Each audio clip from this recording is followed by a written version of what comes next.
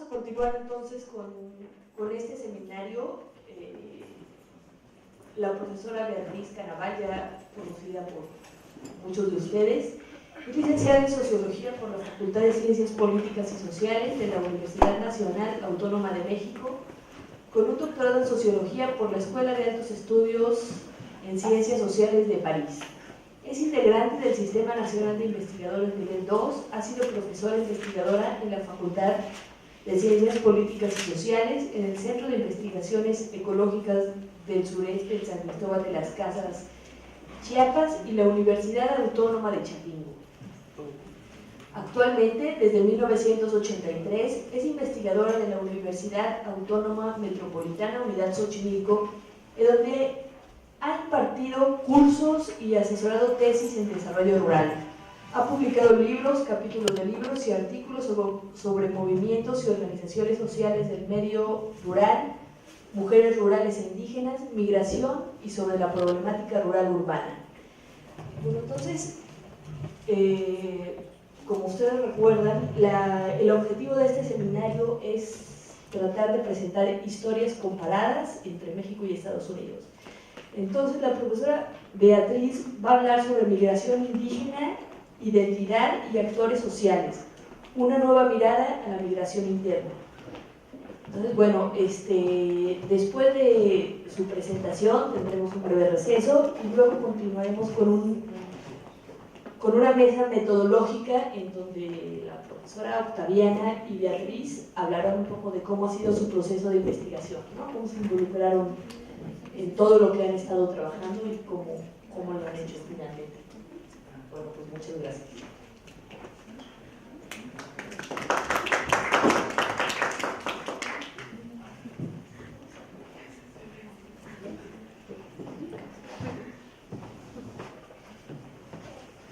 Bueno, buenos días. Empezamos un poquito tarde, igual ayer empezamos un poquito tarde. Hubieron embotellamientos por ahí, ¿no? Bueno, pues la idea de esta presentación es para hablar de la migración interna, pues sobre todo de la migración indígena, que es la que he estado trabajando, y ejemplificando algunos casos en el estado de Guerrero, que es donde hemos trabajado. Aquí hay dos personas más que conocen esos casos, el maestro Joaquín Flores y Omar de Xochitlahuaca, Omar, que anda por acá también. Bueno, ahí me ayudaron, ¿no? Este trabajo pretende ser muy también llenar algunos de los objetivos del seminario, que es metodológico, ¿no?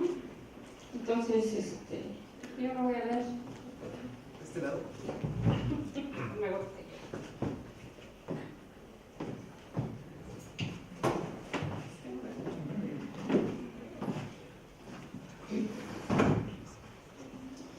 Bueno, en este trabajo, como ven ahí, pretendo exponer desde la mirada puesta en la migración interna los procesos sociales que se despliegan desde las comunidades de origen y en las de destino, en ambas, a partir de la movilización física y que derivan en la conformación de nuevos actores sociales con rasgos específicos que han redefinido la espacialidad social en el medio rural mexicano.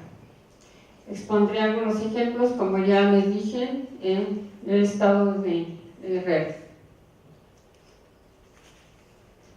La migración representa en la actualidad uno de los fenómenos más importantes por los que atraviesa nuestra sociedad. La migración se define como movilización física de individuos de un espacio a otro. Es un fenómeno que ahora más que nunca se manifiesta en diferentes dimensiones de la vida cotidiana, tanto en el ámbito nacional como internacional. Esta movilización de personas implica asimismo una serie compleja de eventos que alteran las relaciones sociales, tanto en las comunidades de origen como en las de llegada. Además, implica la construcción de redes sociales que posibilitan dichas movilizaciones y que inciden en una sucesión de cambios en la vida de las comunidades que atraviesan por este fenómeno. La migración interna ha redistribuido la población en el país y, de acuerdo con unos autores que acá citamos, tiene 5 rasgos que hoy la distinguen. Por un lado, su crecimiento se ha estabilizado y ahora la población involucrada en los movimientos internos es más numerosa que la internacional. Hay cambios importantes tanto en los orígenes como en los destinos. El norte y la frontera han dejado de ser atractivos y se consolidan más los sitios turísticos y los alrededores de las ciudades, como el Distrito Federal y otras zonas metropolitanas, como lugares de destino. Otro rasgo distintivo es que la migración rural-urbana ha disminuido y ha aumentado la urbana-urbana, destacándose la intrametropolitana, además de que la selectividad del migrante del lugar de destino se da por edad, por actividad, por género, por elemento étnico y nivel educativo. Así se ha detectado que los migrantes entre 2005 y 2010 tenían en su gran mayoría de 15 a 29 años y eran entre hombres y mujeres, había casi una igualdad. Así, más que apostar por lugares lejanos con desarrollo económico y social como la frontera norte, los migrantes prefieren distancias más cortas donde se busca empleo, pero también vivienda a precios accesibles. Los autores ya citados señalan que en épocas de mayor incertidumbre económica y social, los migrantes internos recientes deciden apostar por una migración cercana, por un cambio de municipio en la misma entidad federativa o migración intrametropolitana o hacia sitios turísticos. Ante se da entonces un fenómeno de metropolización en la ocupación espacial de los migrantes. En 2010 residían en las 59 zonas metropolitanas del país 63.8 millones de habitantes, es decir, el 56.8% de la población nacional, y se ocupaba preferentemente en el sector terciario en casi un 50%, siguiéndole los demás sectores productivos. Ante los cambios en el actual contexto rural-urbano, es interesante plantearnos nuevas preguntas, con el fin de reconocer cómo se recrean los nuevos actores sociales en los lugares de destino, cómo miran su vida y la de sus descendientes, qué acciones y estrategias experimentan, cómo se relacionan con sus comunidades de origen y con las de destino. Es importante también, evidentemente, reconocer qué es lo que está sucediendo con las comunidades de origen.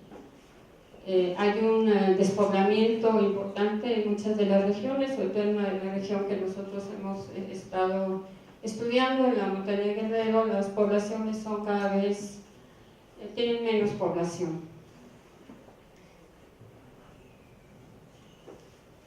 Estas preguntas requieren de un enfoque más abierto y de diversas entradas disciplinarias, aquí no estamos hablando ya del enfoque, que permitan observar la sociedad en movimiento, a los actores sociales y sus acciones en espacios que desbordan las fronteras físicas. Tenemos que tener una mirada amplia de las redes espaciales, las redes sociales que se dan en los espacios, que integran a los individuos y grupos que se mueven en distintos contextos, ya sea urbanos o rurales. La mirada unívoca y distante entre lo rural y lo urbano ya no es útil para comprender todo este movimiento de actores sociales que están en el campo, que van a la ciudad, que regresan, que migran de manera temporal o definitiva. De esta forma, con el fin de comprender los lazos económicos, las relaciones políticas, sociales y culturales de los actores sociales migrantes, es necesario contemplarlos en un recorte espacio-temporal donde actúan y desde donde tejen redes, incluso rebasando las fronteras del país. Ya no es posible comprender los procesos económicos y socioculturales que se viven en las comunidades rurales y urbanas sin abordar al mismo tiempo la vinculación que tienen con los procesos transnacionales o la importancia que ha tenido la migración, tanto por el número de localidades y la población que involucra, como por el envío de remesas al país y el envío de dinero de región a región, así como por los cambios culturales que conllevan este tipo de movimientos. Hoy se puede hablar de comunidades transnacionales, de regiones que se conforman con redes que se tejen desde las pequeñas comunidades hasta los lugares de destino. La migración se ha trabajado como parte o componente de las estrategias de sobrevivencia, de reproducción o de vida. Habría que pensar en la migración como parte no solo de una estrategia de sobrevivencia, sino de reproducción social o de vida, que implique, si bien aspectos económicos, también factores sociales y culturales que llevan a conservar o a mejorar las condiciones de vida en educación, salud, alimentación y seguridad.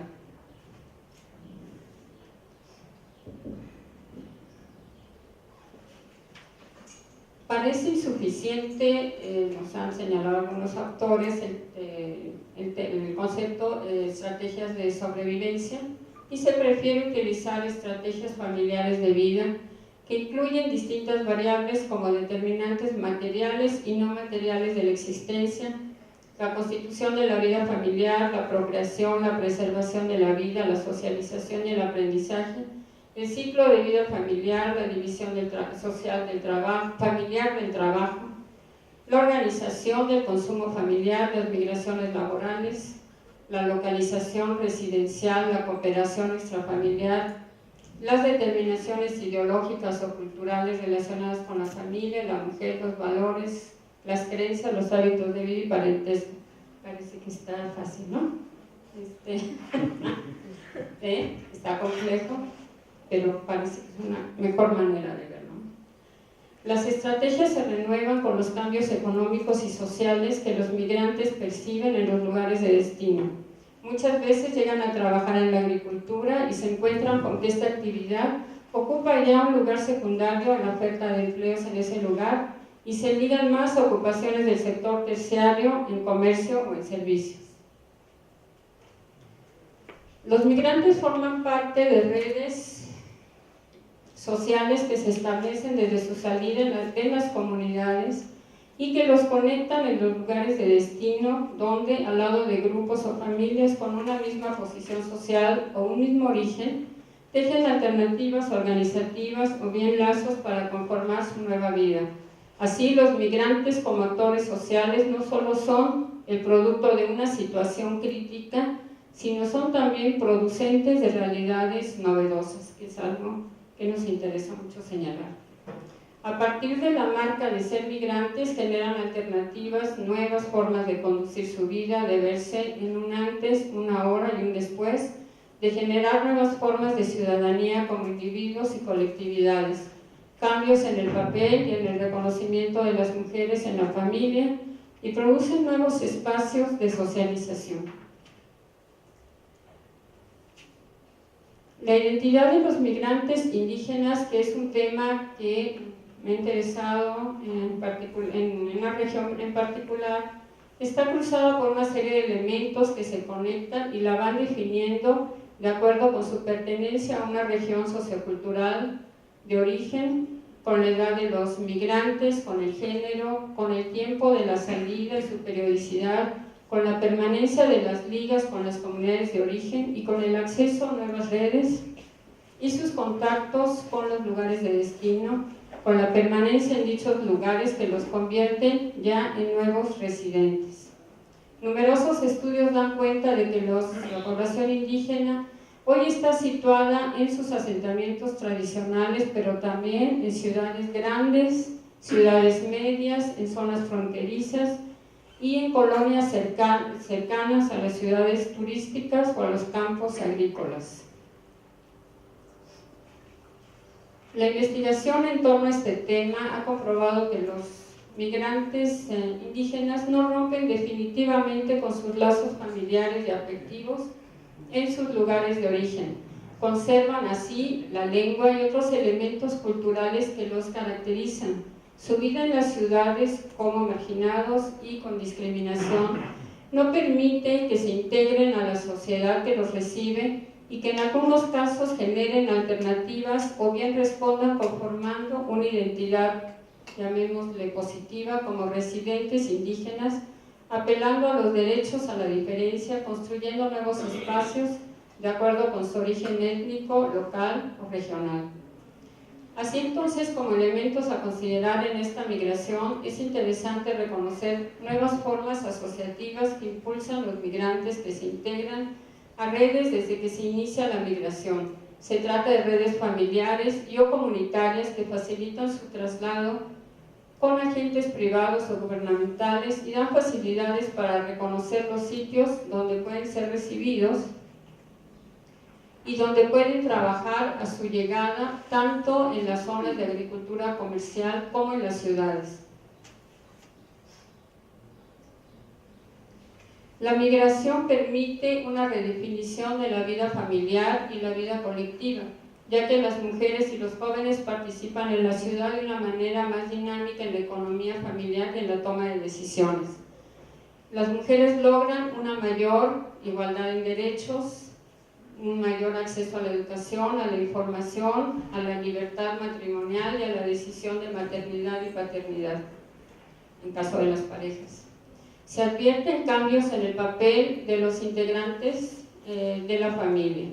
Se trata de procesos que cambian la vida social y comunitaria en esta dirección, pero también, hay que decirlo, son procesos con una gran cantidad de obstáculos de tipo económico y cultural que los migrantes tratan de superar, sobre todo las mujeres y las nuevas generaciones, que viven en rupturas y continuidades.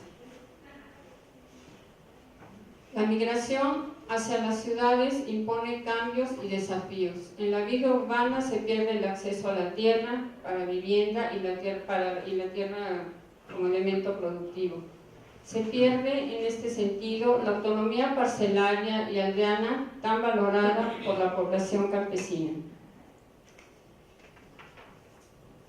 Se genera así entre los migrantes a los que nos hemos acercado y que ya se integran a la vida social en su nuevo destino, un importante proceso de reterritorialización. Hay casos en que se han creado espacios de resistencia a partir de los cuales se hace evidente la identidad de los migrantes, ya llamados residentes, construyéndose así una nueva espacialidad social, siempre en conflicto, asumiendo que el espacio social es un espacio de interacción y lucha. En esta nueva espacialidad se intercala el anhelo de seguir siendo indígenas, de continuar con los lazos comunitarios y la conexión necesaria que implica el establecimiento de nuevos lazos en las actuales zonas de trabajo.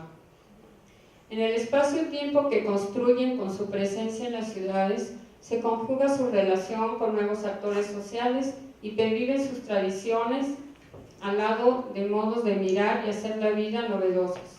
Hay casos en que se han creado espacios de resistencia a partir de los cuales se hace evidente la identidad de los migrantes llamados ya residentes. En el trabajo de investigación sobre los procesos migratorios en el estado de Guerrero, hemos pretendido dar cuenta no solo de la información cuantitativa necesaria para determinar el impacto y consecuencia de la migración, sino también de testimonios, sentires, reflexiones de los propios migrantes, información que señala los efectos a nivel local y familiar de la migración.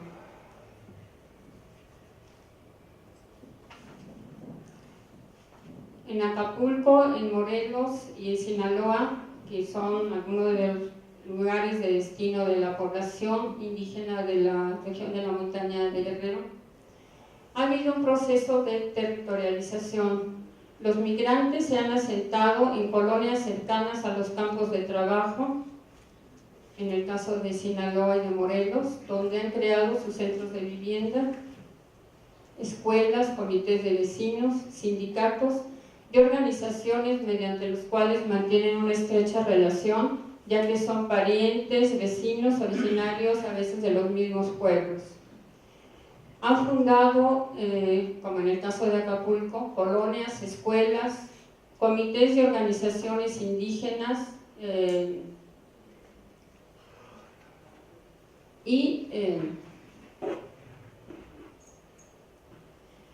A partir de este trabajo se han detectado diversos tipos de migración de los habitantes de esta región indígena de la montaña de Guerrero. Migración de tiempos y distancias cortas que se realizan a las ciudades cercanas, al estado de Morelos. Migración cíclica hacia el noroeste para trabajar en la agricultura por un periodo del año. Y migración de distancias, de ausencias prolongadas hacia Estados Unidos. Estos tipos de migración se relacionan con las posibilidades locales que se tienen de empleo, vivienda y el acceso a diversos servicios, así como el apego y el acceso a la tierra en las comunidades originarias.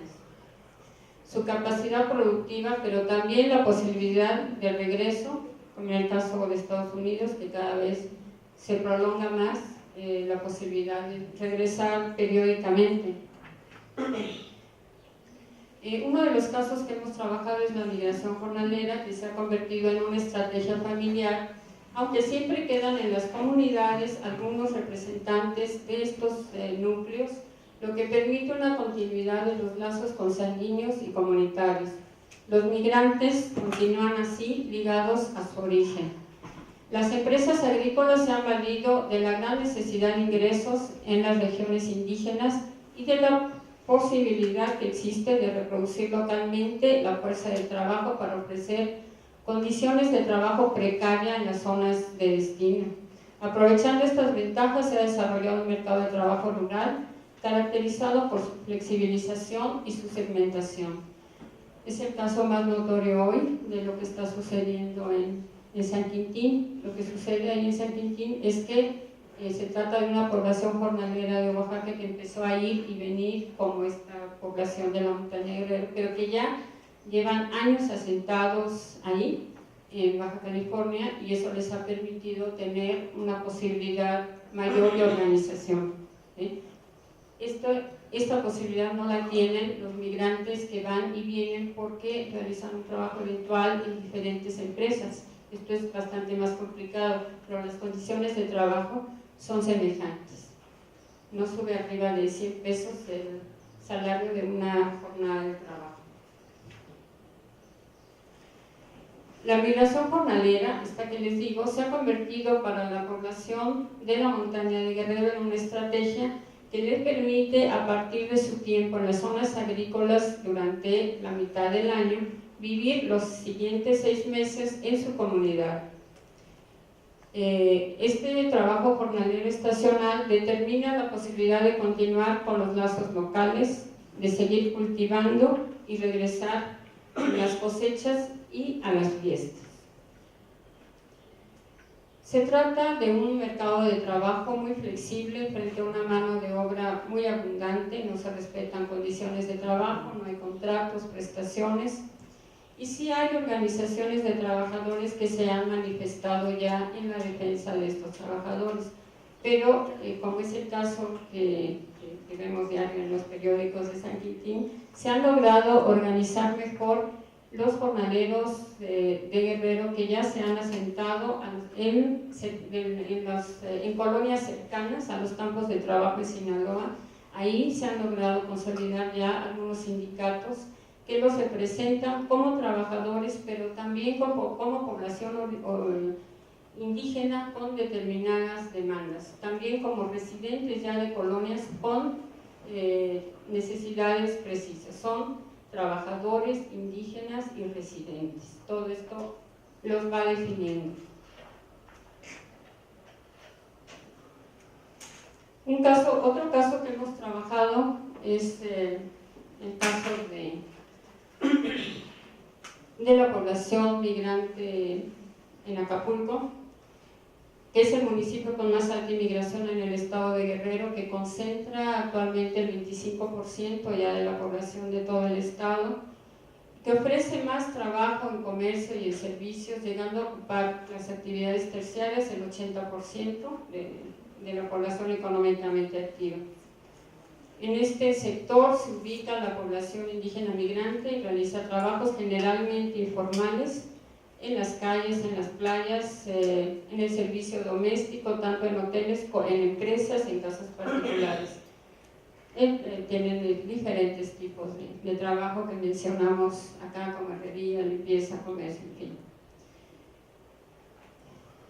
En Acapulco se calcula que hay alrededor de 15,000 personas dedicadas a la población indígena, pero de población llamada Mepat, tlapanecos, mixtecos, nahuas, amuzgos. En la mayoría de la región de la montaña de Guerrero, de la costa montaña, de la región del Alto Balsas, aunque es necesario indicar que no hay datos exactos, pues el censo se levanta nada más preguntándole a la gente cuál es la lengua que tienen, pues los núcleos de población se reducen mucho, ¿no? A su llegada, esta población encuentra generalmente un ambiente hostil cuando es identificada como indígena, por lo que si bien intenta borrar hasta donde sea posible su origen, impidiendo que los hijos hablen la lengua, o bien opta por acercarse en las colonias o en las escuelas bilingües a organizaciones sociales que pueden defender sus intereses. Bilingües, ayer me preguntaban si era inglés-español, no. Bilingües es su lengua originaria y español, ¿no? Generalmente mixteco. En Acapulco se han ido formando colonias de indígenas con población que llega de la región de la montaña a través de redes. Normalmente llega el hombre solo y después llegan la pareja y los hijos, los vecinos y los parientes. Se ha localizado una colonia habitada casi por todo un pueblo. Se trata de habitantes del pueblo de Tlaxco, en la región de la montaña, y formaron la colonia La Chinameca en este puerto. Al llegar las familias indígenas a los sitios donde fundan las colonias, obviamente no encontraron servicios urbanos y tuvieron que luchar para obtener las condiciones mínimas y para vivir en las orillas del puerto. Hay una autora que se llama Cristina Oemiche que señala que Cancún, y a mí me pareció que podríamos hablar igual del puerto de Acapulco, se convierten en un extremo ejemplo de ciudad de orillas, así lo llama ella, caracterizadas por la polarización entre un centro hotelero rodeado por orillas lumpenizadas donde pervive la fuerza de trabajo que se emplea en el área de servicios y comercio informal. En el año de 2002 se realizó una encuesta en una de las colonias indígenas del puerto de Acapulco, La Chinameca, habitada por población de origen mixteco, en la que se destaca que el 61% de los padres de familia entrevistados se dedicaban a la venta ambulante, el 31% a la albañilería y había otro tipo de actividades. Las madres eran vendedoras ambulantes, en casas, en playas y amas de casa. El nivel de vida de estos trabajadores se ubica entre los más bajos del puerto. La colonia Chinameca, al igual que otras colonias indígenas de Acapulco, carece de servicios elementales. Además, los jóvenes se ven forzados a dejar de estudiar para integrarse a trabajos formales e informales en el puerto o para irse una tercera migración a Estados Unidos. A partir de la convivencia que ha implicado la formación de estas colonias, han surgido una serie de organizaciones que tienen el distintivo de estar integradas por indígenas residentes. Se han conformado escuelas bilingües, organizaciones de colonos, una comisaría, un comité ciudadano, organizaciones de artesanos, comerciantes, de mujeres indígenas, que están constantemente apelando a sus derechos y son atendidos por una dirección de asuntos indígenas en el municipio de Acapulco que antes no existía y que la ganaron, obviamente. Las escuelas bilingües en Acapulco, que son como 5, nacieron alrededor de 1989 de la demanda de maestros de la región de la montaña, quienes sentían la necesidad de contar con una escuela especial donde sus hijos pudieran aprender en su lengua originaria. Estas escuelas cumplen también la función de reunir a los padres de familia y a los colonos para recibir cursos y participar en talleres de distintos aspectos como salud, prácticas agrícolas y gestionar otros servicios básicos para la colonia como pavimentación, recolección de basura, alumbrado público, etc. Asimismo, en una de las colonias se ha formado una comisaría que todavía sigue existiendo, y ahora en junio van a tener una reunión, a semejanza de las que gobiernan en las comunidades de las zonas indígenas del Estado, como comisaría indígena, ¿no? Y en Acapulco ha sido formalizada como comité ciudadano, porque la figura de comisaría no la pueden reconocer, donde se discuten y gestionan diferentes problemas de los habitantes en las colonias cercanas. Esta comisaría funciona en salones abiertos y mantiene algunas diferencias con las comisarías tradicionales en la montaña, pues participan familias de distintos orígenes, familias afro, familias de distintas lenguas, ¿no? Es algo que nos marca con una diferencia. Y otra diferencia es que mujeres han llegado a ocupar cargos importantes, cosa que en las comunidades no podría suceder. En esta comisaría, bueno, hay un cartel del Comité Ciudadano, ¿no? Donde se ve que se atacan distintos frentes posibles para responder a una identidad que es la síntesis de ser indígena, migrante, trabajador, productor y colono, con necesidades distintas marcadas por el género y la edad. En un documento, este comité expuso al municipio sus principales demandas: reconocimiento de la comisaría indígena, un registro civil, la construcción de red de luz, arreglo del drenaje, agua, centros de salud, oficinas para el comité, apoyo para proyectos productivos, hortalizas, artesanías, apoyos para el rescate cultural de cada pueblo, talleres para las mujeres en alimentación, higiene, alfabetización. Ha comenzado también a formarse diversas organizaciones sociales que reúnen a la población indígena residente de acuerdo con su territorio de origen y su ubicación actual, y de acuerdo también con las actividades que realizan. Así hay uniones de artesanos náhuatl del Alto Balsas, varias uniones de indígenas radicados en el municipio, y una serie de organizaciones que se señalan acá que tienen que ver con sus actividades muy particulares, ¿no? Y que son las actividades básicas que realiza esta población. Resulta claro que estos nuevos espacios de resistencia retoman formas organizativas tradicionales que se reconfiguran y se adaptan a las necesidades de los nuevos roles y las nuevas relaciones de las que son partícipes las familias que llegaron a habitar en estas colonias.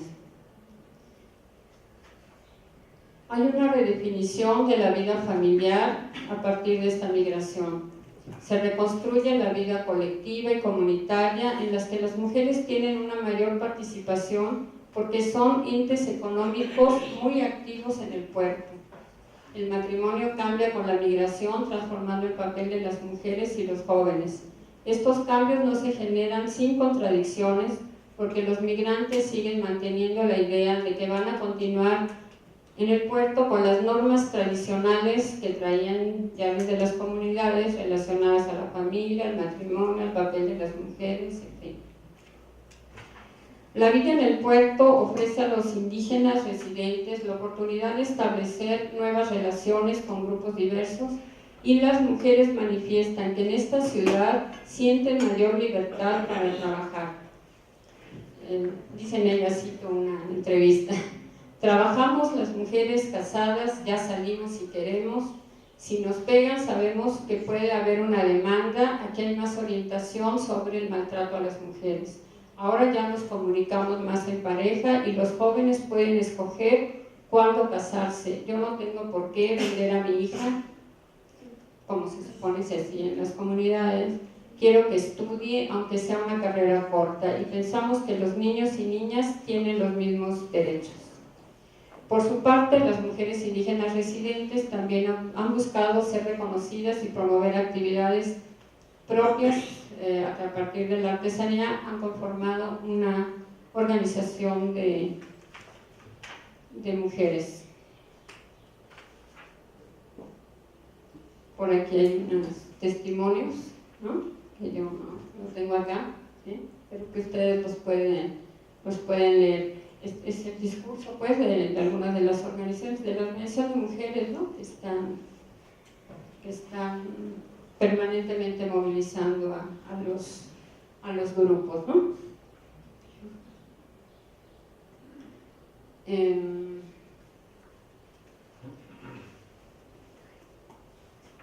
Acapulco, en Morelos o en Sinaloa, los guerrerenses se han reterritorializado, ya estaban territorializados, se han reterritorializado. En la nueva espacialidad se intercala, son hipótesis, ¿no?, el seguir siendo indígenas, la continuidad de los lazos comunitarios, la conexión con nuevos lazos. En el tiempo hay momentos en donde la tradición perdura, otros en que hay una mezcla y se conecta con nuevas actitudes. Algunos rasgos persisten, otros se van diluyendo.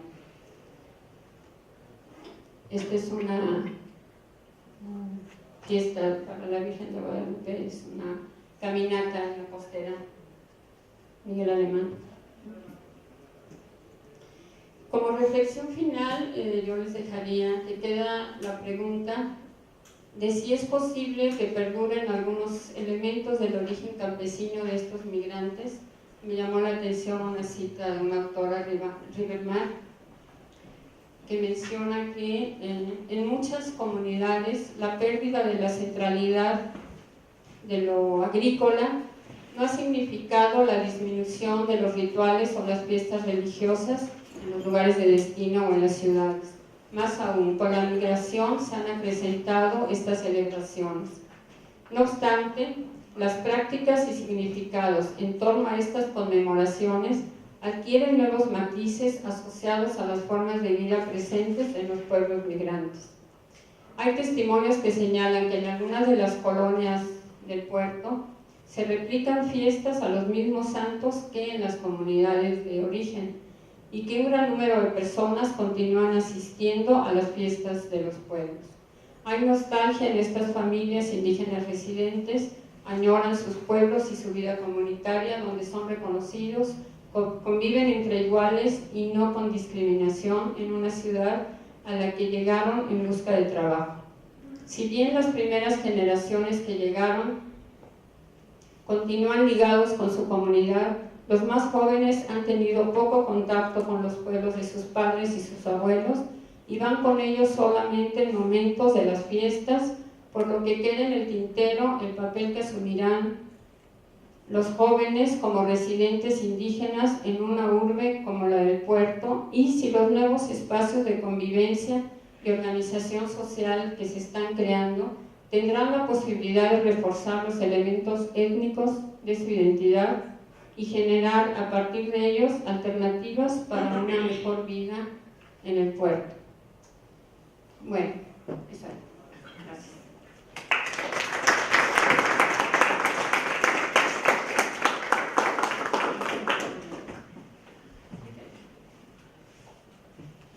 Bueno, hay tiempo de preguntas, si quieren preguntar algo a la profesora Beatriz sobre investigación.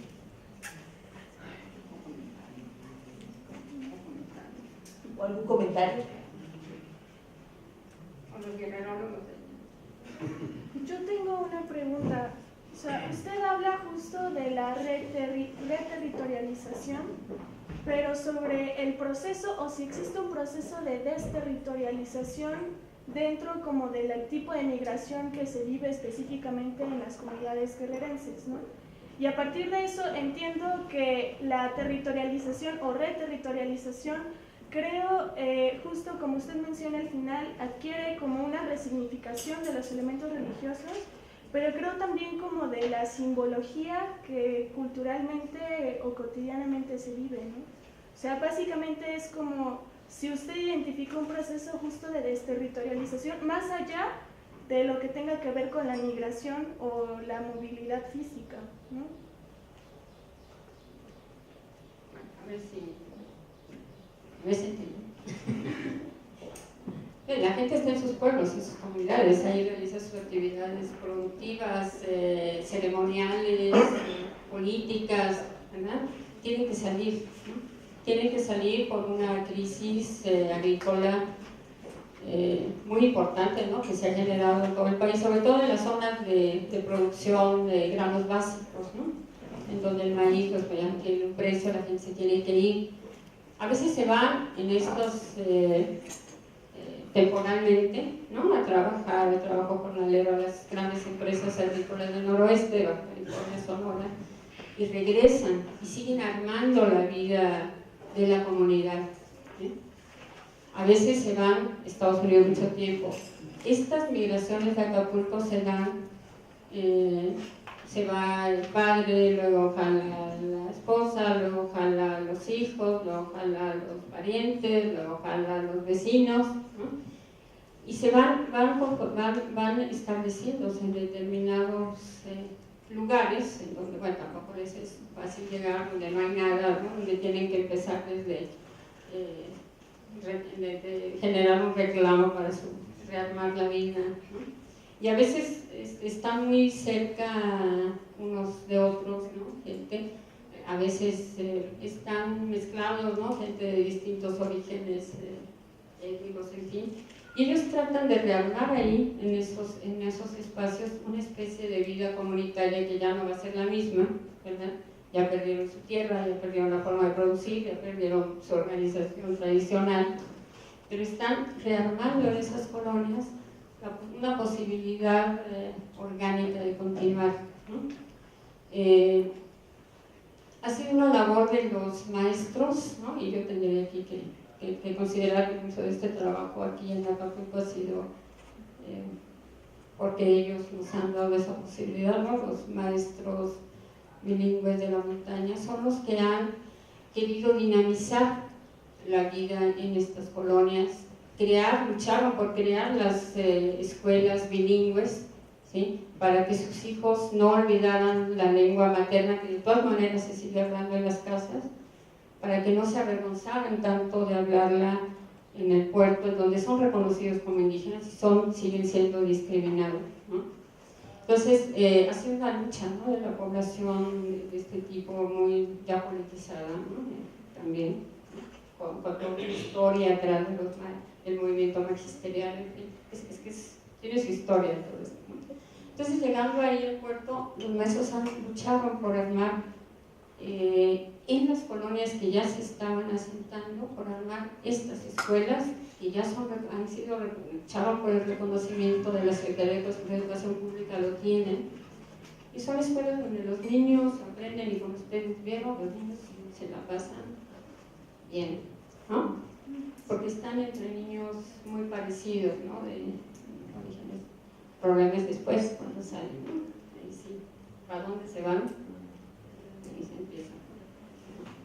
Pero entonces ha sido todo un movimiento social que existe, ¿no? De mujeres que han pretendido generar organizaciones de artesanas para defender espacios de venta, para que no las corran de las playas, porque esto no está tan asegurado ni tan fácil, ¿no?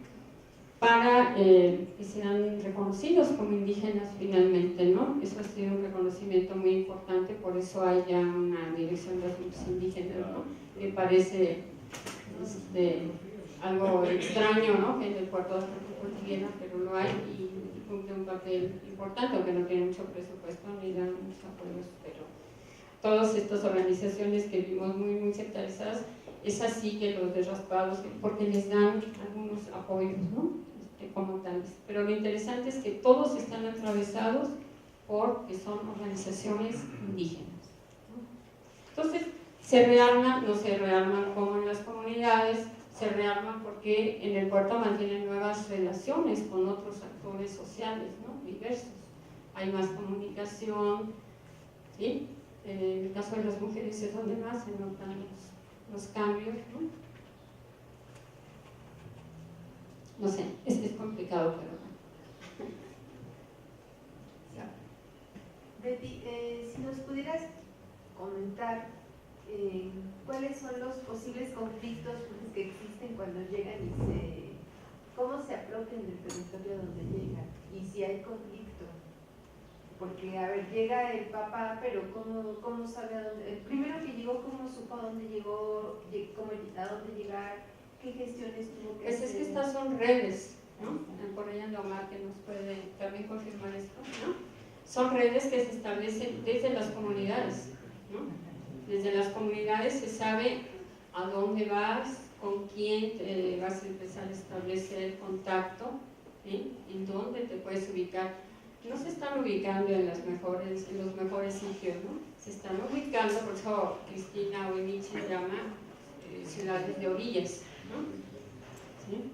Se están ubicando en lugares que no tienen un valor catastral importante, ¿no? Donde no hay una urbanización, ¿no? No tienen valor, pues, ¿no? En las ciudades. Llegaban primero a lugares un poco más cercanos al centro, pero cada vez los orillas más, ¿te acuerdas? Estaban en un cerro, luego los bajaron y se formó Ciudad Renacimiento, ¿no? En donde se ubican un montón de estas colonias, y donde es bastante, pues ya no sé mucho porque es bastante complicado ir, ¿no? Porque hay de todo, ¿no? ¿Sí? Esta es la única, así se conforman, ¿no? A partir de redes, ¿no? De redes familiares y de redes de vecinos, ¿no? Sí, yo sé, pero hay conflicto pues con los que están ahí. O sea, hay, digamos, una especie de rechazo hacia los que vienen desde la montaña por parte de los que están ahí en el puerto, o como es un lugar de migrantes ya de todos lados. Sí, y por supuesto que hay, ha sido muy interesante la formación de estas organizaciones porque los primeros indígenas que llegaban, obviamente, lo primero que hacen es dejar de hablar la lengua para no aparecer, ¿no? Para que no te reconozcan, ¿sí? Pero de todas maneras eres reconocido, ¿no? Aunque dejes de hablar la lengua, ¿no? De todas maneras hay un señalamiento, hay actitudes discriminatorias, en fin. Entonces, en base a esto se han aglutinado, ¿no? Y han marcado han ubicado los territorios, los defienden y tienen este tipo de organizaciones, ¿no? A partir de ellas es que defienden este espacio y defienden su vivienda ahí, ¿no? Que no se reclama mucho porque ya están asentados ahí. No son lugares que tengan tanto valor, pues, ¿no? Como si estuvieran en lugares que para la zona turística fueran más valiosos, ¿no? Sí. Bueno, en los dos casos que hemos tratado en el seminario, vemos marcado con algunas diferencias, ¿no? Ayer hablábamos de las comunidades yaquis del otro lado de la frontera, que salen del territorio yaqui por una persecución étnica y política en el tiempo revolucionario, y en Guerrero, bueno, es a raíz de una cuestión económico-laboral, ¿no? En busca de trabajo hacia Morelos, hacia Acapulco, hacia Sinaloa, como veíamos en esto, ¿no? Pero que se ve identificada la discriminación cuando llegan a los lugares donde se establece, ¿no? En las ciudades como Tucson, como Phoenix en algún momento, y en el puerto de Acapulco y Morelos, donde se establecen en la periferia de las ciudades, ¿no? Pero también identifiqué en los dos casos que la lengua, la religión y las fiestas tradicionales, así como la organización tradicional de los pueblos originarios, son como la piedra angular de esta reterritorialización de los pueblos, ¿no?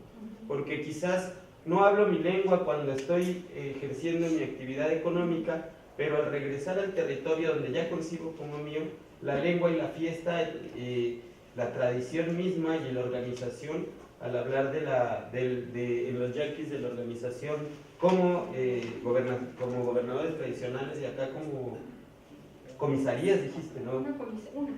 Una comisaría. Entonces, estos factores tendríamos que identificarlos y estudiarlos por separado para establecer como ciertas líneas o similitudes o diferencias entre las migraciones, yo creo que a lo largo de Latinoamérica, No sé, sería como la pregunta también dirigida a la doctora Octaviana. Sí. Ellos, obviamente, como ven, ya no se llaman migrantes, ¿no? Es gente que ya es del puerto de Acapulco, pero se llaman indígenas. Indígenas residentes del puerto. Somos del puerto, tienen derechos como colonos, como ciudadanos de ahí, ¿no? Se sigue llamando indígenas porque la población así nos va a identificar todo el tiempo. Entonces, en esos términos, así se aglutinan y así se defienden, ¿no? Como indígenas, ¿no? Y siguen manifestando estos elementos, pero ya transformados de forma, ¿no? Joaquín. Es más complicado el asunto porque hay un elemento subjetivo muy importante que hace que la construcción del territorio se complejice un poco más, sobre todo cuando se está fuera del espacio físico donde habita cotidianamente la comunidad. En ese sentido, yo creo que para hablar de reterritorialización se tendría que pensar también en la subjetividad de quien está construyendo la ampliación del territorio. Muchas veces esa reterritorialización tiene que ver más bien con subjetividades más que con la propiedad física del espacio. Y también creo que son momentos. Yo creo que un momento importante es cuando dejan de ser migrantes y se convierten en radicados, pero para eso se tiene que construir también espacios simbólicamente fuertes para que se anclen y se sientan con la certeza, la seguridad de que ya forman parte ellos también de la vínculo entre territorio y sujeto.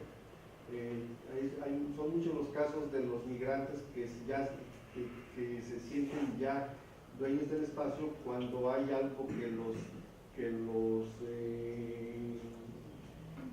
radica ahí. Por ejemplo, lograr que un espacio para el cementerio. El cementerio es muy importante. Otro espacio importante es ya sea la iglesia, el centro religioso, la iglesia o el centro de poder, en el caso de la que se conoce como la comisaría. Yo creo que esos son elementos, como dirían todo el tiempo, los espacios hierogánicos fuertes en donde ya se sienten con la seguridad, la certeza de cambiar el posicionamiento frente al espacio y frente a los ciudadanos que están alrededor de ellos. Y yo lo he visto en el caso cuando dicen es que ya tenemos un cementerio y cambian ya de condición. Y otra cosa es que en las últimas fechas la migración, si bien es cierto que la falta de espacio, de opciones laborales forma parte de la violencia cotidiana del capitalismo, actualmente hay una violencia mucho más fuerte que hace que la gente salga para salvar la vida también.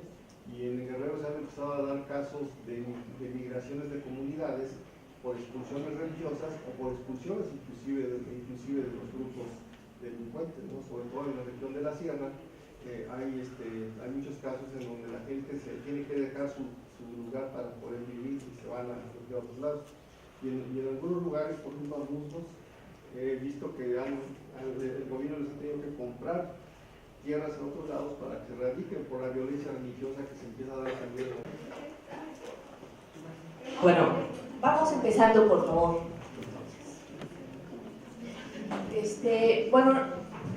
Esta segunda parte, la profesora Octaviana, y bueno, de lo que se trata es de hablar sobre estrategias de investigación, un poco propuestas metodológicas de las profesoras a partir de su trabajo personal y de su trayectoria de vida y su trayectoria académica. Entonces, bueno, le damos...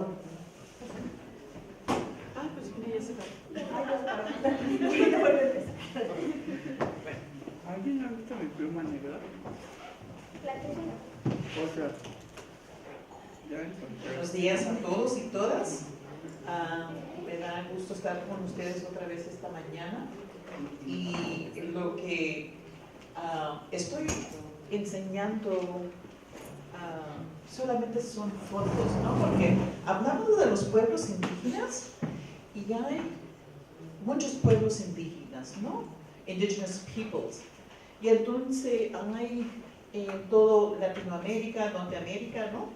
Pero también hay en Australia, New Zealand, el continente de África, como los Masái, son reconocidos como un pueblo indígena por las Naciones Unidas, ¿no? Entonces hay pueblos indígenas global, por todo el mundo. Entonces estoy enseñando estas imágenes sobre la pantalla aquí para que vean que somos muchos, somos varios, todos tenemos nuestra lengua, idioma materna, tenemos la cultura distinta, la historia y todo lo demás que viene de los pueblos indígenas, ¿no? Entonces, ayer hablé poco del Departamento de Estudios Aplicados de los Pueblos Indígenas, ¿no? Donde soy profesora. Entonces, todos los profesores que están allí conmigo, con nosotros, son indígenas de varias tribus. Y también lo que tenemos, y para mí es muy importante en el trabajo que llevamos a cabo en el Departamento de Estudios Indígenas en Arizona, pero importante para nosotros como de la comunidad indígena, es los mayores, ¿no? La gente mayor, los ancianos, las personas que tienen reconocimiento sobre las tradiciones, sobre la lengua, sobre la historia, y allí mismo en el Departamento de Estudios tenemos nosotros los mayores que están con nosotros como facultad. Yo como tengo, y tenemos todos aquí, digamos, doctorados de historia, doctorados de ciencia, doctorados de psicología, de toda disciplina en área académica, pero ellos también tienen un doctorado que no se le dio una universidad, ¿no? Pero un doctorado de filosofía, de sabiduría, de conocimiento, ¿no?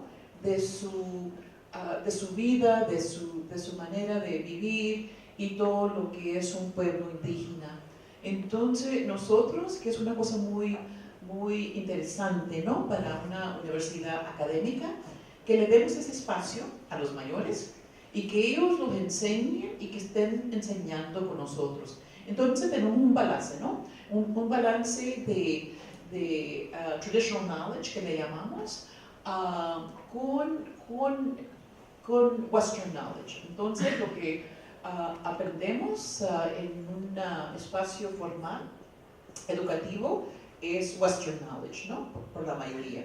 Pero también tenemos este traditional knowledge, ese conocimiento que viene de las tradiciones de los pueblos. Entonces, valoramos, apreciamos los dos. Que los dos tienen balance, porque los alumnos se van a desarrollar en una manera muy importante para nosotros y para el trabajo que ellos van a hacer. Porque si solamente tienen un conocimiento en Western knowledge, ¿no? Digamos occidental. ¿Conocimientos occidentales? Sí.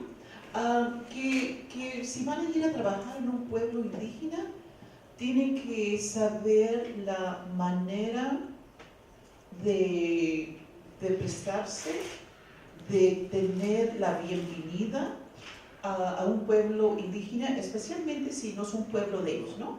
No reconocen quizás la manera de ese pueblo, digamos, protocols, la manera de portarse, ¿no? Uno.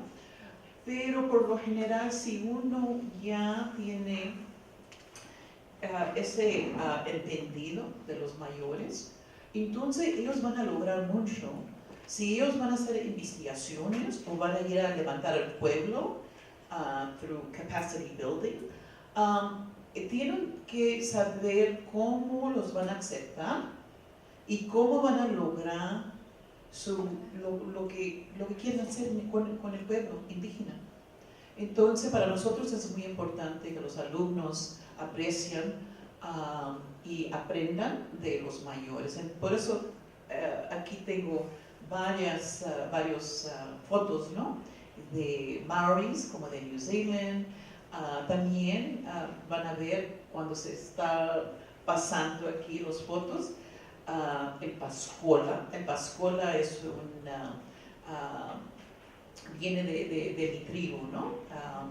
Y él es la persona que tiene el rol es actor de varias cosas, muchas cosas, de historia, entretiene a la gente, es también el cazador del venado. Entonces van a ver pues la imagen del Pascola y del venado bailando con el Pascola, ¿no?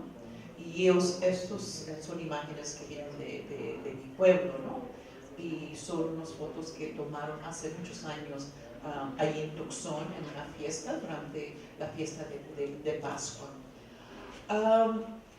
La otra cosa que puedo decir que en mi trabajo, trabajando con los pueblos indígenas, que les voy a enseñar en unos 5 minutos las áreas de importancia y cómo vemos el método y el proceso para hacer investigaciones que van a lograr mucho, no solamente para la persona que está investigando, ¿no?, el investigador, pero más importante lo que se va a beneficiar la comunidad indígena. Entonces voy a hablar un poquito de esos pasos, de ese proceso, y el proceso que nosotros como profesores indígenas, la misión, el método, las ideas, la manera de trabajar con los pueblos indígenas en los Estados Unidos, pero también cuando vamos a otros lugares en Latinoamérica, o si vamos a la isla de Hawái, ¿no?, porque ahí son los nativos hawaianos que son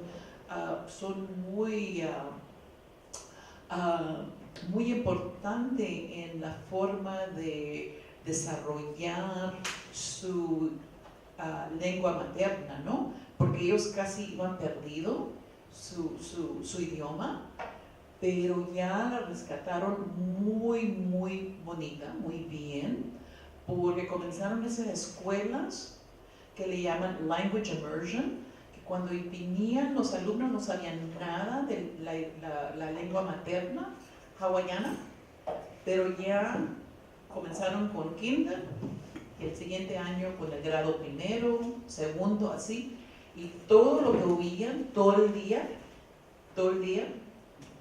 de los profesores que tenían era el hawaiano. No oían inglés, no oían otro idioma, solamente el hawaiano.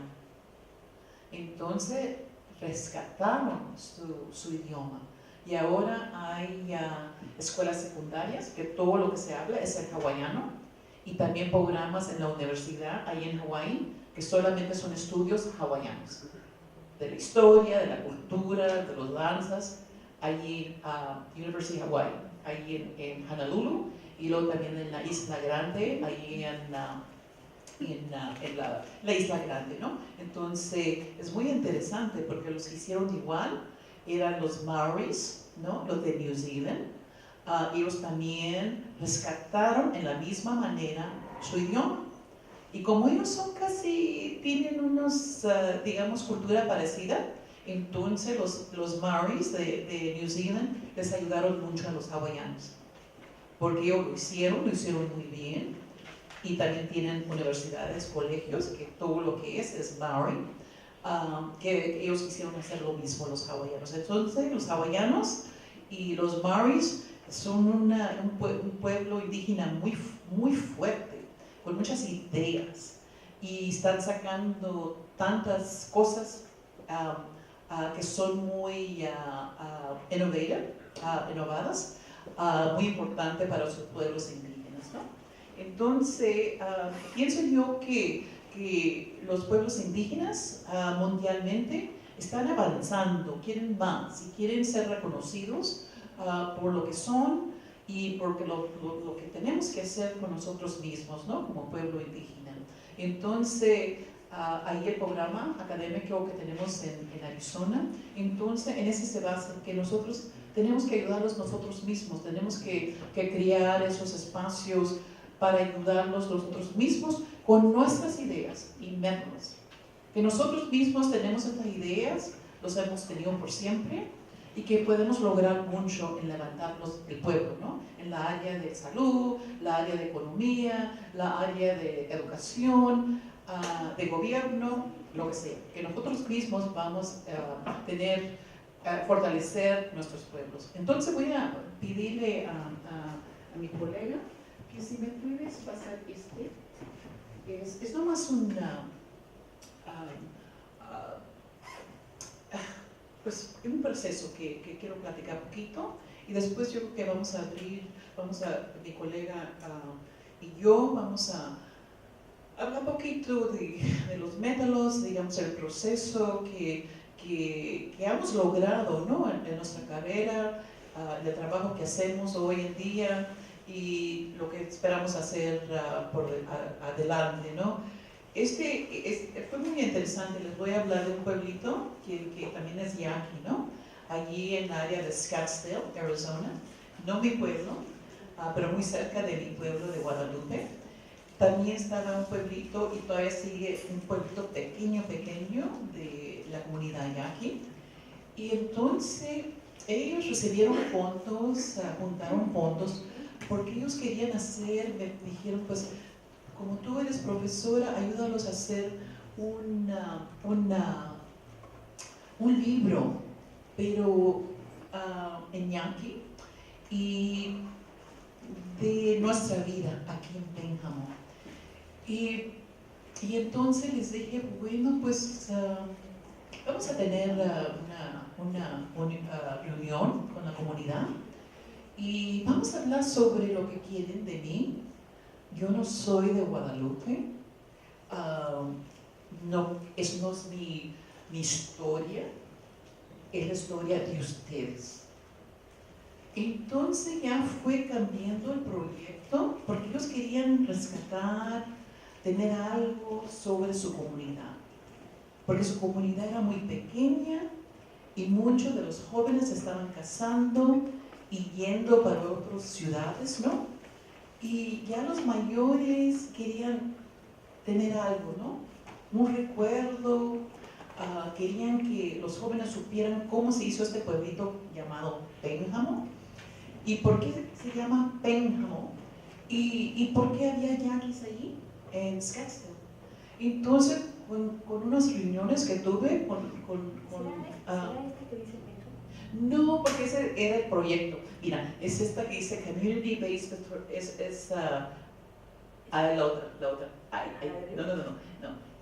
Abajo, ahí. Sí.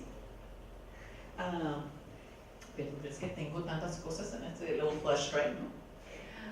Entonces, ya después, cuando les platiqué y oí lo que estaban queriendo, ¿no? Ellos mismos, digo, bueno, pues, ¿por qué no hacemos un libro, pero de su historia, como Pénjamo? Y ya comencé a entrevistar a los mayores, los jóvenes, y ya cada vez que me juntaba con ellos me traían fotos, que cómo era pues su vida, y era muy interesante porque yo hallé algunas fotos, pero muy pocos en los archivos allí de los que hay sobre los yaquis de Pénjamo, pero no eran muchos, y ellos mismos estaban trayendo sus fotos de su comunidad. Y entonces ya hicimos un libro.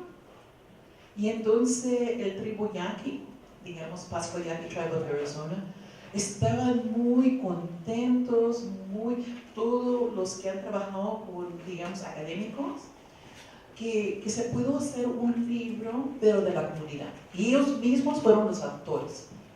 Mi nombre estaba allí, pero no era lo importante. Lo importante es que cada uno que dio su historia, ellos pusieron el nombre en el libro. Era un proceso de la comunidad y dar reconocimiento que ellos tienen mucho que decir. Y yo nomás, mi nombre estaba allí nomás como participante también. Pero yo les di todo el reconocimiento a ellos, ¿no? Porque ellos era su historia. Y ese era nomás un proyecto. Pero todos ellos y todavía en todas las bibliotecas, y porque hicieron, tenían dinero del pueblo Scottsdale para hacer copias, entonces cada miembro de la familia ahí recibieron una copia para que ellos lo tuvieran. Entonces pusimos esas copias de los libros en las bibliotecas también, para que todo el mundo supiera de este pueblito llamado Pénjamo.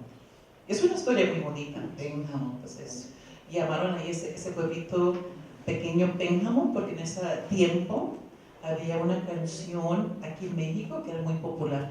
Ya vamos llevando a Pénjamo, no sé cantar, algo así, y por eso que se agravó el nombre Pénjamo. Y por eso vamos a llamar a este pueblito, pues aquí donde estamos, Pénjamo. Pero fue muy, porque yo no lo sabía, no sabía por qué se llamaba Pénjamo. Pero ellos ya, pues, entrevistándonos, ya supimos y quizás supieron también los jóvenes. Y luego también saqué más y más información de los archivos y ya puse poniendo yo como académica lo que era importante, digamos, de lo que había allí, ¿no? O sea, los archivos, pero ellos también dieron parte de su historia. Entonces hizo un libro muy bonito. Bueno, esto está en inglés, ¿no? Pero ni modo. Que allá lo que es muy popular ahorita para lograr mucho, no nomás con los pueblos indígenas, pero otros grupos, se le llama Community-Based Participatory Research. El base está en la comunidad. Entonces, es muy participatorio, es cooperativo, tiene ese engagement, ¿cómo se dice? Engaging community. Entonces, es como estamos haciendo ahorita, ¿no? Diálogo, interacción. Interacción con la comunidad, que es círculo, que se tengan diálogo, ¿no? Es muy importante, engaging community members and researchers. No nomás, que sea todo junto, ¿no? Como los investigadores con los participantes de la comunidad. Que todos tienen que tener ese proceso igualdad, equally, que es una cosa de balance de los investigadores como los participantes de esa comunidad que te van a ayudar sobre ese trabajo, ¿no? Que se basa en la comunidad. Todos vamos a aprender, que se dice, it is a co-learning process, que los investigadores como los participantes de la comunidad, todos vamos a aprender igual. Vamos a aprender de uno al otro, ¿no? Y luego dice, it involves systems development and local community capacity building. Es que parte de ese proceso se va a levantar la comunidad, va a haber capacidad, community building, no sé cómo se dice en español, pero que se va a levantar la comunidad y se va a tener capacidad, ¿no? Y también es lo voy a leer en inglés, y ustedes algunos saben inglés. It is an empowering process through which participants can increase control over their lives. Quiere decir que es un proceso que da mucho poder al individual, collective power, colectivamente, el proceso para que nosotros tengamos control y una mejor vida. Que nosotros mismos seamos las personas que vamos a controlar el destino y decidir nuestro destino. Y luego últimamente, it achieves the balance between research and action. Un balance sobre la investigación y la acción. yo trabajo con muchos programas sobre el desarrollo de salud, ¿no? Porque allá los pueblos indígenas tienen hay muchos health disparities, ¿no? Que le llaman enfermedades, como diabetes, hay alcoholismo, áreas de cáncer, entonces hay muchas cosas pues que son problemáticas, ¿no? Entonces usamos este proceso, este método, para que las comunidades identifican qué son los problemas aquí con los navajos sobre el cáncer, qué tipo de cáncer o qué es. Y entonces cuando ellos deciden lo que es importante para ellos, entonces se hace el trabajo. Entonces nosotros como investigadores y como personas que tenemos del equipo, digamos del personal, los alumnos, digamos, y los programas que los van a ayudar, entonces le decimos, ok, ustedes necesitan esto, quieren esto, entonces aquí vamos a hacer esta investigación, porque es que tienen este tipo de cáncer. En una área, con los navajos, en un tiempo había mucho minas de uranio.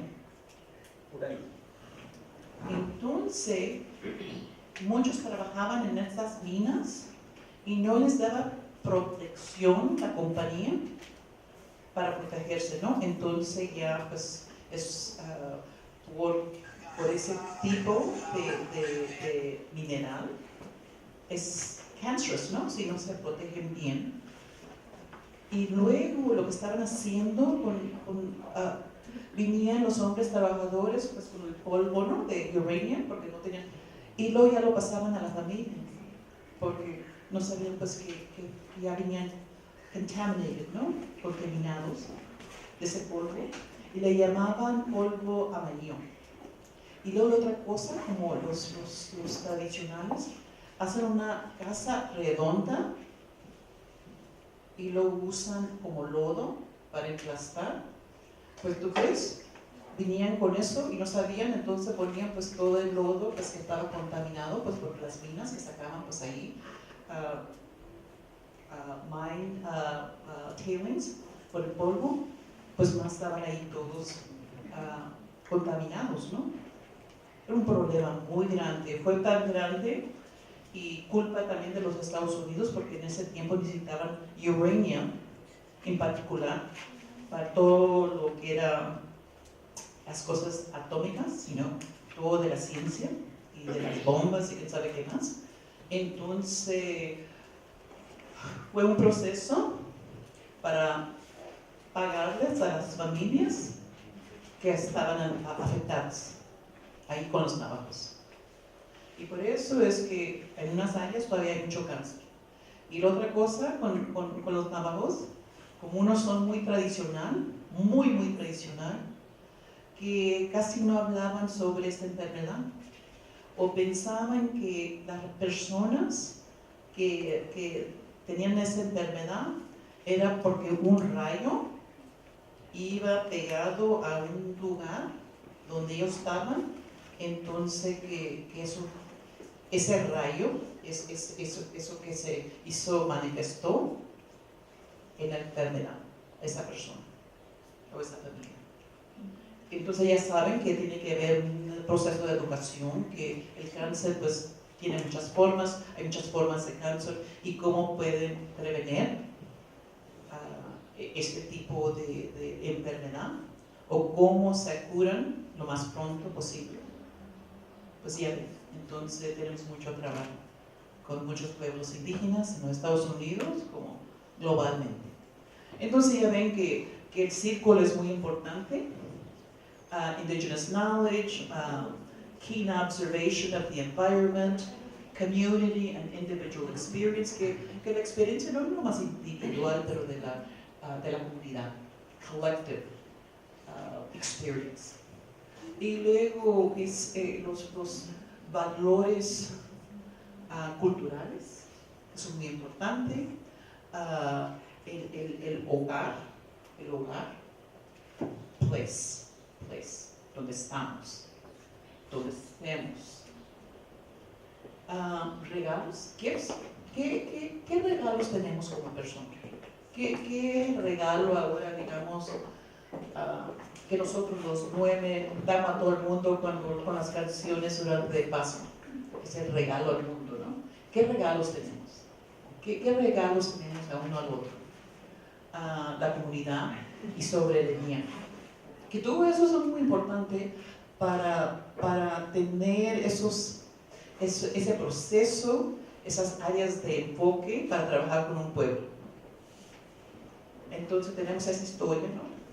Tenemos cómo desarrollar y cómo vamos a aprender de uno al otro. Y sabiendo todo eso, cómo vamos a levantar esa información, datos, informes sobre lo que estamos investigando, ¿no? O evaluando sobre nuestro trabajo. Entonces, una manera, digamos, el paradigm es muy centrado en el framework, en el pensamiento indígena. Bueno, ojalá que te di una idea de mi trabajo y cómo los investigadores en particular que están trabajando con los pueblos indígenas en los Estados Unidos, cómo se están enfocando y están logrando mucho para la comunidad y mucho para la área de academia, para aprender y hacer mejor. Bueno, gracias.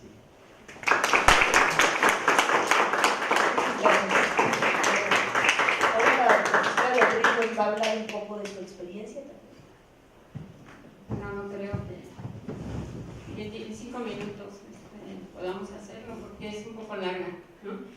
El otro día, el miércoles pasado, tuve una invitación extraña porque Pedro Moctezuma me invitó a comentar un libro sobre la CONAMUP, la Coordinadora Nacional del Movimiento Urbano Popular. Yo le dije que yo no andaba en esas historias de la ciudad, ¿no?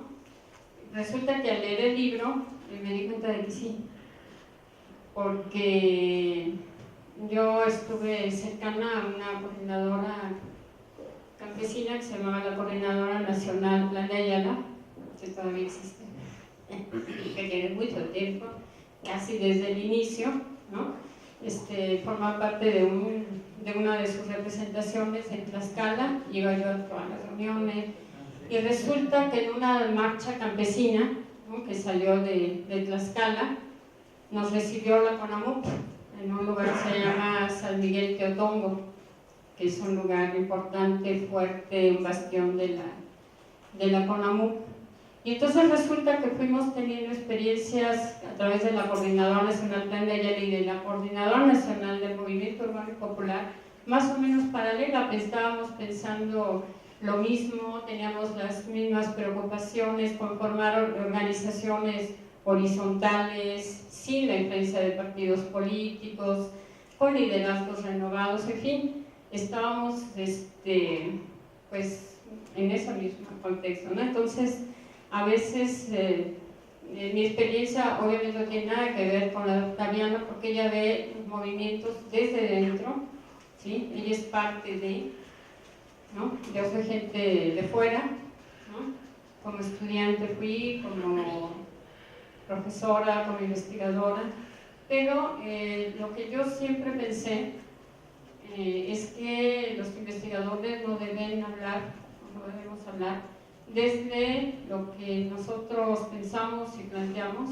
Entonces, muchos de los trabajos que yo he hecho ha sido tratar de hacerlo lo más cercano posible a los actores, posible, porque no es posible hacer otra cosa más que acercarte lo más que puedas y dándole la voz a los actores. O sea, obviamente ha sido una investigación cualitativa sin despreciar toda la cuantificación que se puede hacer de algún problema social, porque esto te da un contexto, ¿no? Si hablamos de, por ejemplo, el trabajo que hice de migración jornalera, tenemos que hablar de lo cuantitativo para ver de qué tamaño es el problema, ¿sí? Pero ya conociéndolo y reconociéndolo y viendo diferentes, como vieron ahí, me puse una gráfica, ¿no? Porque quería saber a dónde iban más van a Sinaloa, pero en los años que siguen ya se diversifica, entonces los estudios cuantitativos, ya sé que a lo mejor no les gustan tanto, pero nos dan idea de cómo va evolucionando un problema social. Sin embargo, pues por vocación yo creo, a mí lo que me ha gustado más, ¿no?, es, ya que entiendo el problema en su contexto cuantitativo, histórico, ¿qué está pensando los actores sociales? ¿Qué piensan? ¿Qué dicen? Entonces, bueno, ahí anduvimos en las marchas, ahí vamos a encuentros, ahí vamos a todo Dios, como hay una persona ahí atrás con la que anduve para todos lados. ¿Sí? Porque creo que es una manera de quizá no entender totalmente, ¿no?, lo que está pensando la gente, pero acercarte, pedirles. Yo me baso en muchas entrevistas, ¿no?, creo que la gente está en su propio lenguaje y en los artículos y textos que he elaborado, está la gente hablando. Por supuesto que hay una interpretación, ¿no?, pero bueno, ¿no?, al menos están hablando y al menos están los testimonios y está lo que la gente dice y piensa, ¿no? Las mujeres, que es un tema que a mí me ha interesado muchísimo, ¿no?, y que se puede hablar de las mujeres desde fuera, pero otra cosa es que ellas hablen, ¿no?, que es algo muy difícil, ¿no?, incluso entre las estudiantes, a veces hablan más los hombres, aunque son más trabajadoras. Pero es muy complicado que las mujeres hablen, pero cuando hablan es cuando entiendes mucho de lo que está sucediendo en un microespacio, en una sociedad, ¿no? Entonces a mí me interesó mucho eso, sumergirme en eso, ¿no?, lo que la gente piensa y reproducirlo, ¿no?, aquí en artículos o en libros, ¿no? Y luego pues participar de una manera cercana, aunque nunca totalmente con los actores sociales, ¿no?, en mi experiencia de trabajo que he tenido en Xochimilco, pues tuvimos la oportunidad de que nos tocó, ¿no?, un proyecto ahí ecológico de salinas que iba a transformar todo el paisaje aquí lacustre, y la respuesta de la gente nos tocó vivirlo cuando estábamos haciendo el trabajo. Entonces, pues ahí nos involucramos, de ahí metimos, de ahí conocimos, de ahí yo no sabía por qué, ¿sí?, esta población que ya está invadida por la ciudad estaba defendiendo sus espacios, ¿no? ¿Por qué una señora se ponía a llorar al lado del periférico, ¿no? ¿Sí? Parecía un contrasentido, ¿no? Y ahí sí entendimos, ¿no?, las causas profundas de la defensa de un territorio, de una identidad, de un pueblo que ha conservado todavía una identidad muy, muy particular, muy precisa y muy dura, ¿no? Le pedía perdón a la Madre Tierra porque no la había sabido defender, ¿no?, se la habían quitado, ¿sí? Yo no había entendido bien qué es lo que pasaba con estos pueblos hasta que estuvimos ahí y hasta que pasó lo que nos pasó, y ahí nos metimos, hicimos un trabajo que curiosamente ese trabajo ya no existe, se acabó, la gente lo compró y ya no existe. Pues nunca tuve la paciencia de que se reeditara, pero se acabó y a todo el mundo le interesó porque vio ahí, se vio reflejado, ¿no? De algunos hablábamos mal porque habían sido para mí en una situación de movimiento social, se habían dividido y eran muy sectarios. Refunfuñaba, pero se llevó el libro de todas maneras, ¿no? Y fue una experiencia para mí muy, muy interesante, pero siempre permitiendo que hablaran los actores sociales, ¿no? Y bueno, pues como investigador es también bastante relativo, porque tú eres el que haces el contexto, tú eres el que haces la historia, pero siempre dejando que sean ellos los que hablen, las mujeres, los migrantes en este caso, ¿no?, que hemos estado cerca. Y en un momento yo he trabajado con una profesora de la Universidad de Guerrero, que se llama Gabriela, y nos pidieron, unos maestros nos pidieron que hiciéramos querían reconocer su historia, muy parecido a lo que también, la historia de una escuela, una de las escuelas, se llama Unidos por Guerrero. Entonces, y hicimos ese libro, ¿no?, lo hice yo lo hizo una de las hijas de los profesores, apoyados por Gaby y por mí, y tienen su libro y están bien orgullosos del libro, donde se rearma la historia de su escuela, ¿no?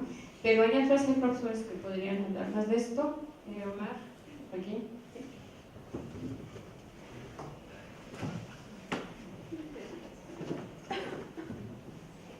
Bueno, pues ¿quieren hacer algún comentario, alguna pregunta?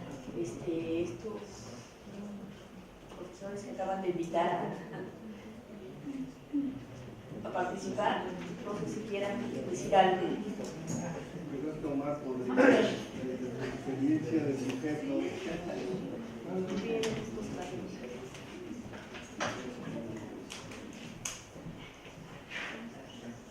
Buenos días. Un poco de entrometido porque realmente yo no vine para participar de esta manera, pero bueno, ya agradezco la invitación para hacer algunos comentarios. Sí, bueno, yo pertenezco a un pueblo en la parte oriente del estado de Guerrero que se llama Xochitlahuaca, del náhuatl. Por allá es muy conocido lo del telar de pintura de las mujeres, ¿no? Seguramente varios de ustedes los han de haber visto, sobre todo porque esta señora Beatriz Paredes, una dirigente del PRI, utilizaba mucho esos rutiles, que por cierto son muy caros. Algunos de esos rutiles pueden valer hasta 15,000 pesos, por el trabajo que llevan y por el tiempo que necesitan las mujeres elaborarlos. Un poco, los comentarios que voy a hacer no tienen que ver principalmente con hacerles saber qué es la migración de mi pueblo, sino más bien como comentar un poco sobre el mito de origen de nosotros, que es un poco interesante, y al mismo tiempo ubicar esta migración que se está hablando ahorita del campo a la ciudad, a ver si para algunos es como interesante escucharlo, ¿no? A nosotros nos conocen, yo lo digo ahora así, como maldicho amuzgo, porque ese también es del náhuatl. Amuzgo del náhuatl amozcli, libro, y co, lugar, el lugar del libro, que para nosotros no significa nada, porque no somos, como sujetos, no somos lugar de libros, ¿no? Entonces, para nuestra lengua y nuestra cultura se llama Naangüe. Na, que quiere decir persona, Ingüe, en medio, porque nuestro mito de origen hace referencia, según también un antropólogo, Andrés Gatica, dice que los amuzgos provienen de Indonesia, y por eso nuestro nombre, al decir que somos la gente de la tierra del medio, quiere decir que provenimos de alguna isla de Indonesia, que son muchas, no hace especificación exacta de qué lugar. Entonces, por eso nosotros originalmente pues nos nombramos la gente de la tierra del medio, que eso cobra sentido cuando hacemos referencia a la lengua, porque nuestra lengua se llama Neaunta, Neaun palabra, Inta agua, o sea que nosotros hablamos la palabra del agua o la lengua que proviene del agua, porque justo esa referencia del mito de origen pues cobra sentido, ¿no? De decir que provenimos de la tierra del medio, o sea, por ser gente de la tierra del medio, de alguna isla, y por lo tanto hablamos la palabra del agua. Y curiosamente en el lugar donde estamos asentados, en Xochitlahuaca y sus alrededores, que son 3 municipios guerrerenses y uno en Oaxaca, San Pedro Amuzgo en particular, y los de Guerrero, pues Tlacochistlahuaca y Ometepec. Todavía en la parte que corresponde entre Xochitlahuaca y Tlacochistlahuaca, sí tenemos la fortuna de tener agua en abundancia, digamos, de alguna manera, ¿no? Que bueno, hay un poco el impacto de deforestación también ha permeado, pero en general hay bastante agua todavía, ¿no? Entonces, todo esto relacionado un poco con lo que estaba comentando también la profesora, la manera de trabajar y del cuidado para nosotros en el sentido de valorar esos recursos, sigue estando presente. Por ejemplo, el 25 de abril, pues se sigue haciendo el ritual de la petición de lluvia, que para el caso del calendario católico, de San Isidro Labrador, si no me equivoco, para nosotros es el ritual para las piedras de San Marcos, pero más en específico es el ritual que hace la comunidad para las piedras que nosotros nombramos las piedras del trueno, que son como el inicio de esta temporada de lluvia, ¿no? Entonces se hacen los sacrificios, la gente va, hace sus rezos, hay danzas, y es una conmemoración pues que año con año se practica, ¿no? Y eso, digamos que de alguna manera también estas migraciones que se dan, a veces los que se asumen como mayordomos pues regresan a la comunidad para participar en esa celebración. Entonces, retomando un poco lo primero, con esta curiosidad de ubicar por qué a nosotros como pueblo de la gente de la Tierra del Medio, y un poco vinculado con el origen de Indonesia, yo hace unos años ya platicaba con otro maestro de aquí de la UAM, Armando Bartra, no sé si les suene, y yo le contaba, por ejemplo, que seguramente aquí también varios de ustedes les gusta o han comido sushi, ¿cierto? Bueno, pues resulta que en los restaurantes que hay en el Distrito Federal, casi la mayoría, los que están en la zona rosa, en Polanco, los cocineros de esas cocinas son namusgo. Y esa es una cosa muy curiosa, ¿no? Porque esa cercanía con lo oriental y hombres, porque generalmente son hombres los que elaboran el sushi en esos restaurantes, están en estas cocinas trabajando, ¿no? Y hay una situación muy curiosa también, no sé, habría que indagar más en ese sentido, yo realmente no he profundizado tanto en ello, pero hay cierta similitud en la lengua, y a mí me ha llamado la atención cuando platico con mis paisanos que están trabajando en estos lugares, cómo ha sido la facilidad que ellos se apropian de los nombres y de las recetas, porque muchos de ellos son analfabetas, pero pueden memorizar muy rápidamente los nombres. Y donde yo encuentro esa pues, como curiosidad es justo porque la lengua que nosotros hablamos tiene mucha similitud con el japonés en algunas cosas, y les platico algunas, ¿no? Por ejemplo, nosotros decimos natto al camino, a una vereda, y los japoneses usan natto para decirle a la soya fermentada que comen con el arroz. Hachi es para ellos luna, para nosotros significa 8. Shio para ellos es sal, para nosotros es plato. Y bueno, y así puedo seguir buscando más palabras, ¿no?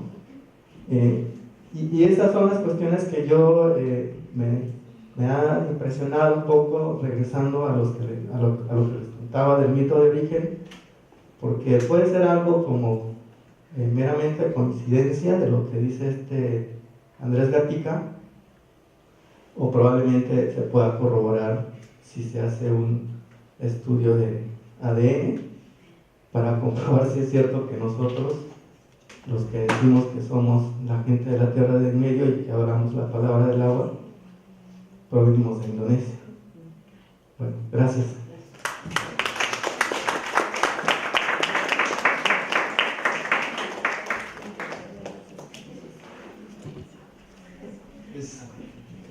interesante lo que plantea Omar. Y bueno, creo que está en el marco de esta reflexión sobre los movimientos de las personas de un lugar a otro, la territorialización, la reinvención de las culturas.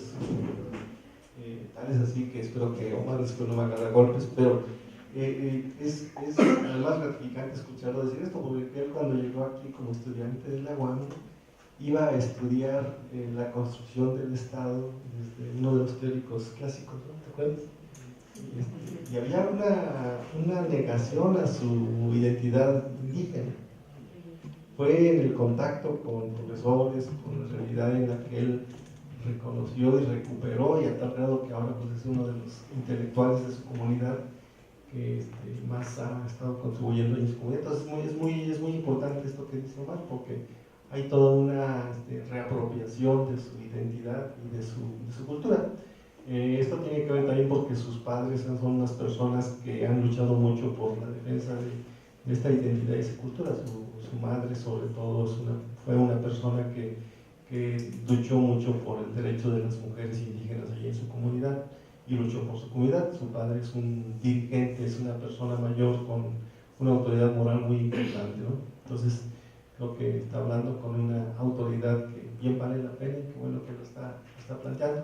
Esto se los digo porque andando en estas cosas de andar haciendo trabajo fuera del aula, pues poco a poco nos vamos encontrando pues muchas situaciones y muchas especificidades de cómo abordar el problema, cómo construir el problema, pero sobre todo cómo tratar con personas de carne y hueso, con gentes que piensan, que sienten, y sobre todo que también lo ven a uno con un interés muy importante, ¿no? O sea, uno como investigador llega al lugar y se convierte en una persona crucial, y a veces aunque uno no quiera intervenir, de todos modos uno está presente y pues da un sesgo a la realidad. Desde ese posicionamiento es que pues sí, uno se necesita bastante responsabilidad, y por suerte hoy día es cada vez más visible el hecho de que la misma comunidad produzca a sus propios investigadores, a sus intelectuales, y eso pues nos ha llevado también a varios de los que llegamos ahí, y a veces nos posicionamos el espacio pues, para que sean ellos los que interactúen y los que produzcan su propio conocimiento. Se los digo también porque en este marco de la emergencia de las identidades y de la lucha por la diversidad, pues cada vez más también las comunidades ya no se quedan callados ni se quedan pues sin hacer nada frente a la presencia de quien llega a observarlos como objetos, o quien llega, toma lo que tienen ellos y se va y ya no regresa. Por suerte también cada vez también las comunidades siempre preguntan, bueno, ¿y qué beneficio me va a dejar tu investigación? ¿Qué es lo que yo voy a obtener si te decimos esto? Porque tú pues, vas a obtener tus becas, vas a obtener tus puntos, pero nosotros ¿qué? Entonces eso es algo que cada vez las comunidades han estado reclamando, y es de justicia por ser claro frente a ellos. Si no se quiere llegar a otras situaciones en las cuales la comunidad ha tenido que centrar al investigador y ponerle un formato de un convenio y decirle, a ver, tú me firmas aquí el convenio que tenemos que hacer. Esto lo he visto muchas veces en lugares en donde pues, el investigador piensa que la comunidad es un objeto de investigación, de trabajo nada más, y al cual se le puede exprimir, ¿no? Y así la comunidad ha hecho que el investigador también retribuya algo de lo que hace. Y pues, nos ha tocado también otras situaciones en las cuales la comunidad de plano saca al investigador o al grupo de investigadores. En el estado de Guerrero, un grupo de profesores de aquí dirigimos una universidad que atiende a jóvenes indígenas. Omar ha participado también en esa, igual Beatriz, David Benítez también ha estado en ese espacio. Hace un par de años hubo un conflicto muy fuerte porque esta universidad pues funciona a partir de la solidaridad de muchachos, de profesionistas recién egresados, y pues invitamos a todo el mundo, ¿no? Siempre es bueno que llegue alguien que de buena voluntad de lo que tenga, ¿no? Pero de pronto pues también hay intereses. Entonces hace un par de años un grupo de profesores pues empezaron a hacer convenios, a hacer investigaciones sin informar a la comunidad. ¿Qué sucedió? Que la comunidad los expulsó a un grupo importante de profesores nuestros que hacían trabajo por su cuenta, obviamente tratando de beneficiarse a ellos y sin darle cuenta a la comunidad. La comunidad los tuvo que expulsar porque pues no era el convenio que se había hecho con ellos. Entonces, esto es algo que les los comento porque creo que una de las condiciones para hacer trabajo de campo es mostrarse a la comunidad como uno es y ser claro en los objetivos que se llevan y ser claro también en los beneficios que se van a dejar. Y creo que en esta lógica se puede hacer mucho trabajo, mucho acompañamiento y por qué no también pues reinventarse uno como miembro de la comunidad, ¿no? Reinventarse uno como parte del grupo, ¿no? Finalmente la autoexclusión es un elemento muy importante para hacer algo. Es todo. Gracias.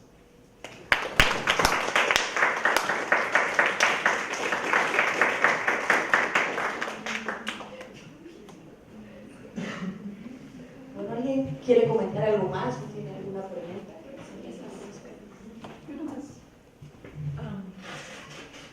Pues tiene, usted se llama José Joaquín, ¿no? Sí. Bueno, gracias por su comentario, porque no sé, pienso yo que aquí en México, ustedes en la universidad tienen, que le llamamos nosotros en los Estados Unidos Institutional Review Board, que cada investigador de la universidad tiene que ir por un proceso. Si van a hacer una investigación en el laboratorio o con personas o grupos, tienen que dar datos de esta investigación para que nadie se lastime, se lastime por el proceso de investigación, ¿no? Entonces tenemos ese requisito que es muy importante en las universidades en los Estados Unidos. Pero la cosa que es muy importante y muy bonita y muy que se debe de hacer más es que las tribus naciones, ellos también tienen este proceso hoy en día. No todas, pero algunos, especialmente los tribus más grandes, como por ejemplo los navajos, tienen este proceso y parece que es más intenso que de la universidad. Tienes que ir entre el grupo que se encargan del IRB, por Navajo Nation, y allí te preguntan, así como estaba diciendo el profesor,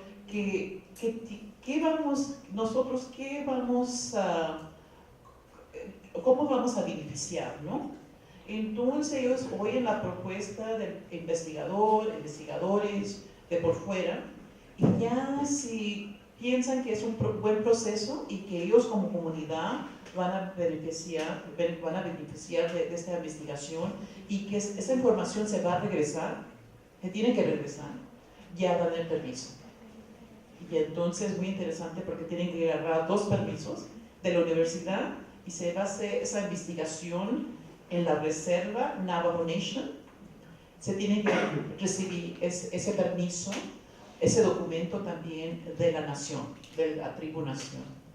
Pero se han logrado bastante los hombos, la nación, porque logran pues información de programas que ellos ven que es necesario, ¿no? Para ellos desarrollar su pueblo, pero también los investigadores ellos también logran de tener muy buena investigación sobre esas preguntas o esa área que están investigando. Es un proceso muy importante, pienso yo, porque antes iban los investigadores, como estaba diciendo, pues sacaban, pero no dejaban. Entonces sacaban la información, ellos se beneficiaban con sus títulos y su profesión, pero no dejaban allí a la comunidad con esos beneficios de la información, o no dejaban la información ahí. Eso ya ha cambiado mucho con los pueblos indígenas en los Estados Unidos, por esa misma razón.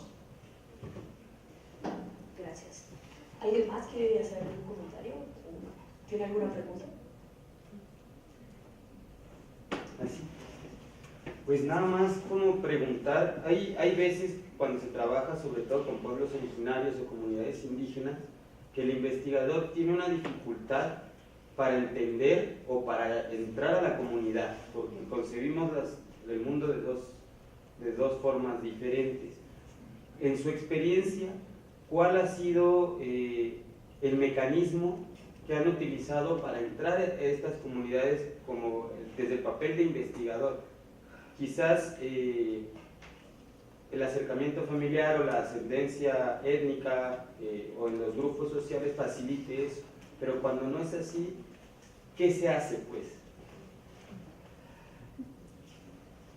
Bueno, yo creo que hay que entrar con un respeto absoluto, ¿no? a lo que estás viendo, que no lo conoces bien porque tú no perteneces, ¿no? Hay situaciones que no puedes explicarte, pero yo creo que lo que hay que hacer es respetar, ¿no?